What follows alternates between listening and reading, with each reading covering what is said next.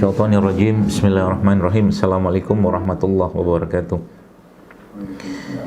Alhamdulillah hamdan katsiran thayyiban mubarakan fi kama yuhibbuna wa yarda. Asyhadu an la ilaha illallah wahdahu la syarika lahu wa asyhadu anna Muhammadan abduhu wa rasuluhu la nabiyya ba'da. Qala Allah Ta'ala fil Qur'anil Karim, a'udzubillahi minasyaitonir rajim. Ya ayyuhallazina amanu taqullaha haqqa tuqatih wa la tamutunna illa wa antum muslimun. Wa qala aidan huwal ladzi anzala as-sakinata fi qulubil mu'minin liyazdadu imanan ma'a imanihim walillahi junudus samawati wal ardi wa kana Allahu aliman hakima. Alhamdulillah, kita bersyukur pada Allah Subhanahu wa taala di hari yang penuh kebaikan, keberkahan ini, karena ini juga di tempat kami di sini juga sedang hujan dan saya tadi juga agak terlambat karena sholat ya, di musola agak jauh dari rumah. Namun tidak mengurangi semangat dan keberkahan tentunya dari Allah Subhanahu wa taala dalam majelis ilmu kita ini. Dan salawat serta salam terbaik kita sampaikan kepada junjungan kita, pemimpin kita, imam kita, yaitu Rasulullah sallallahu alaihi wasallam. Dan mudah-mudahan kita semua terus diberikan taufik hidayah oleh Allah Subhanahu wa taala untuk mengikuti jejak perjuangan sunnah beliau sallallahu alaihi wasallam, serta apa-apa yang sudah beliau ajarkan kepada para generasi terbaik yang pernah ada dan hadir di muka bumi ini, yaitu para sahabat, tabi'in wa tabi'ut tabi'in. Baik, Ibu sekalian, jazakumullah khair atas undangan dari El Nusa ya, hari ini yang mengundang saya ke sini. Kayaknya ini yang kedua kali kalau nggak salah ya. Tidak tahulah, pokoknya itulah. Baik, bicara tentang kiat-kiat atau mungkin tips-tips hidup sehat ya, sesuai dengan sunnah Nabi SAW. Sebagaimana yang sering saya sampaikan di berulang-ulang kajian, bahwa agama kita ini adalah agama yang sangat menjunjung tinggi kesehatan, karena hampir semua ibadah-ibadah yang kita lakukan, Bapak Ibu sekalian, itu memerlukan fisik yang kuat. Ya, contoh mungkin yang kita kerjakan tiap hari yang menjadi ibadah wajib kita itu sholat. Ya. Orang yang tidak kuat badannya maka sulit akan bangun atau mungkin berdiri tegak. Ya. Tidak kuat ini kan ceritanya atau mungkin penyebabnya macam-macam. Mungkin dia kekurangan tenaga atau kekurangan cairan dan seterusnya.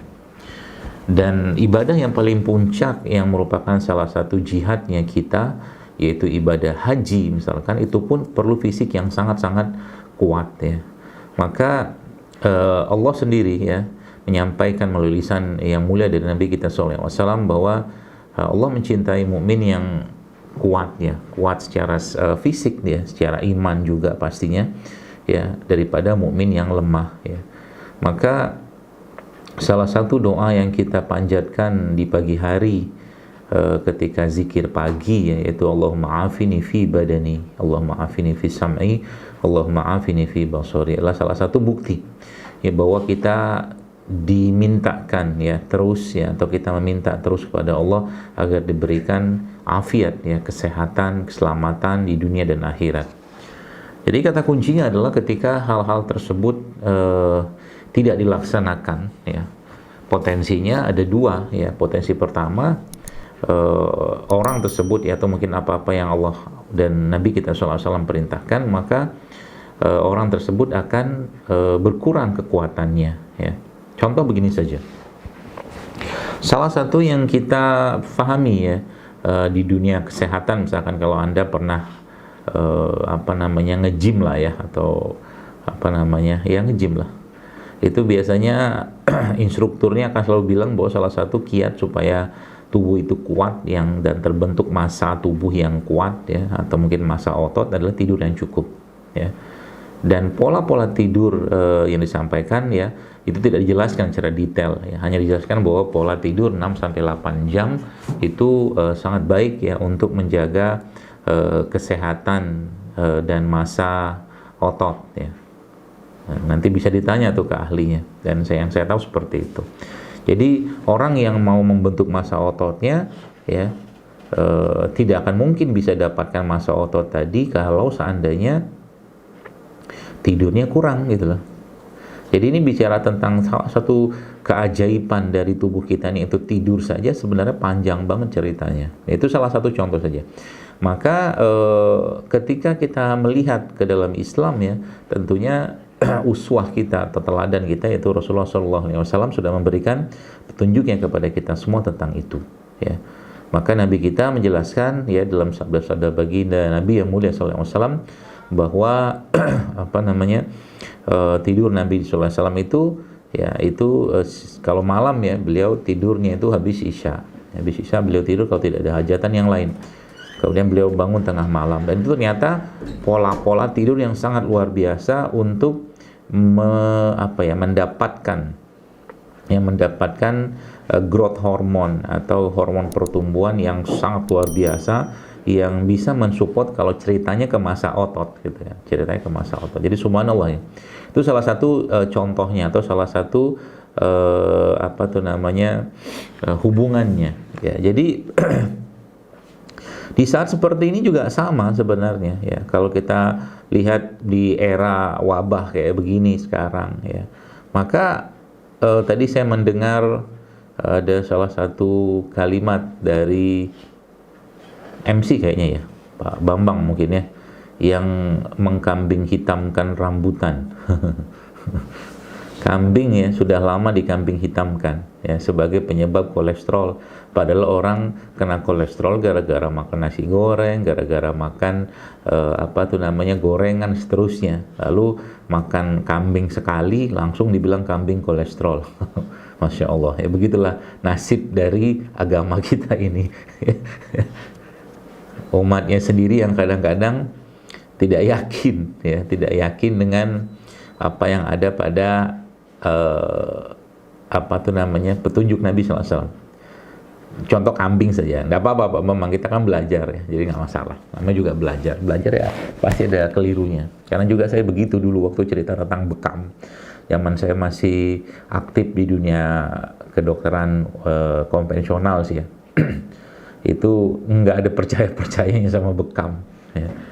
Susah percayanya. Untuk saya tuh sebagai orang yang dididik dengan dunia materialisme ya, itu susah percaya Pak. Maka kalau Anda ngomong bekam ya ke orang-orang kesehatan gitu, aduh nggak masuk di mereka karena memang bukan pelajaran mereka. Tapi subhanallah ya, kemarin bayangkan saya sendiri memang ada dia teman-teman sahabat-sahabat saya itu yang pengalaman bekam itu masya Allah ya. Bahkan kemarin subhanallah ada salah satu sahabat saya itu yang beliau memang sangat-sangat lama sudah berkecimpung dalam dunia bekam. Bayangkan, itu dia cerita ya, subhanallah, ada bayi ya, hidrosepalus ya, yang ada dalam janin yang ada dalam kandungan ibu dalam kondisi hidrosepalus ya. Hidrosepalus itu kepalanya membesar, itu subhanallah mengecil dengan bekam ya. Maksudnya ibunya yang dibekam. Itulah keajaiban dan kedahsyatan bekam loh. Itu yang pertama. Ada cerita lagi beliau ke saya gitu kan, subhanallah, saya sampai masya Allah nih gimana, nggak masuk akal buat saya gitu kan. Termasuk juga ada pasien hidrosepalus ya, bayi gitu kan, anak-anak lah. Saya itu mengecil lingkar kepalanya dengan bekam. Dia pun nggak tahu bagaimana caranya. Cuman lagi balik ilmu itu ya tergantung siapa yang mengamalkan ya. Senjata itu tergantung siapa yang menggunakannya ya. Kemarin saya mendapatkan teman saya lah, salah satu ikhwah lah gitu kan, yang konsul ke saya. Jadi masjidnya pada bubar gitu gara-gara imamnya saturasinya menurun, bubar semua Pak, masya Allah gitu kan. Ini apa-apaan nih saya bilang, gara-gara saturasi oksigen imamnya menurun. Saya bilang ya sudah, antum samperin lah gitu kan. Terus saya kasih beberapa resep karena saturasinya itu sampai 70% ya kata beliau. Lalu saya berikan beberapa saran ini itu segala macam. Itu semua menggunakan herbal-herbal yang ada pada Al-Quran. Dan subhanallah, tadi barusan saya lihat WhatsApp-nya dia. Ya, subhanallah ya, beliau sampaikan saturasi sudah membaik gitu kan, masya Allah, menggunakan konsep-konsep yang ada pada Islam. Ya, subhanallah ya. Jadi sama juga kayak kalau kita bicara Zam-Zam 5 syuribala kata Nabi SAW. Zam-Zam itu sesuai dengan apa yang diniatkan orangnya. Ya, sayangnya sekarang keyakinan tidak terbentuk ya, akhirnya pengharapan itu tuh kandas di tengah jalan gitu. Tadi cerita tentang rambutan. Kayaknya saya protes nih rambutan. Ini sudahlah kambing dari dikambing hitamkan, rambutan pun rambut hitamkan gitu kan, rambutan hitamkan. Ya. Nggak ada benernya musim gitu kan. Ya perkara katakanlah batuk-batuk, saya juga Masya Allah ya, semoga Allah jaga kita semua ya. Ada sholat lah kadang-kadang samping saya tuh kadang-kadang apa bapak-bapak tua batuk aja lah. Saya bilang kenapa? Kita nggak ngerti konsep Pak Ibu sekalian. Nah, sekarang beginilah. Ini saya punya tim sini pada ngekek-ngekek. Ngekek-ngekek apa dengerin Pak Bambang ngomongin rambutan, ketemu abang tukang rambutan disambit Bapak. Nggak ada salah rambutan, yang salah kitanya, tubuh kita ini nggak mampu beradaptasi dengan alam sekarang karena kebanyakan makanan nggak benar gitu loh ya. Apalagi rambutan tuh, kalau saya Pak, Masya Allah dikasih rambutan sama dikasih anggur, wallahi saya akan pilih rambutan. Anda tahu kenapa? Tahu kenapa? Lebih enak. Bukan lebih enak, segitu-gitunya rambutan nggak mungkin disemprot pestisida gitu loh. Betul lah. Iya, dalamnya kan. Nggak mungkin tinggi loh pohon rambutan tuh, iseng banget itu petanian nyemprotin, kebayang gitu kan nyemprotin gitu-gitu kayak orang nyemprotin padi gitu kan. Ya.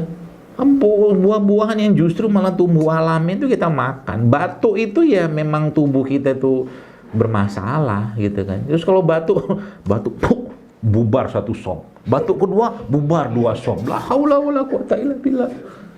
Ini iman kita di mana gitu kan. Nah, tadi cerita tentang panu, misalkan tangannya ada panu nih. Misalkan, ini ajaran ilmunya. Tangan saya ini ada panu, Pak Bu. Terus saya gosokin ke Pak Bambang, ke tangan Pak Bambang, not gitu saya gosokin. Kira-kira tertular nggak panunya? Coba. Bisa iya, bisa enggak. Ya, kalau iya apa? Kalau seandainya barrier ya pertahanan kulit Pak Bambang, ini Pak Bambang maaf jadi korban terus ya, karena wajah antum yang tertampang sih, terpampang ya. Jadi barrier saya dan barrier Bapak, kalau barrier Bapak lemah karena kulit kan juga punya pertahanan. Ya kalau seandainya kena ya udah jamur saya pindah ke Bapak. Kan gitu. Tapi kalau seandainya kulit Anda anteng-anteng aja, baik-baik saja, jarang katakanlah dikasih bahan-bahan kimia, jarang bersentuhan dengan sintetik segala macam, ya nggak usah takut lah. Kalau Anda berpikir kayak begitu, maka otomatis manusia yang paling banyak penyakit tuh perawat sama dokter usah benari mereka ketemu pasien, no.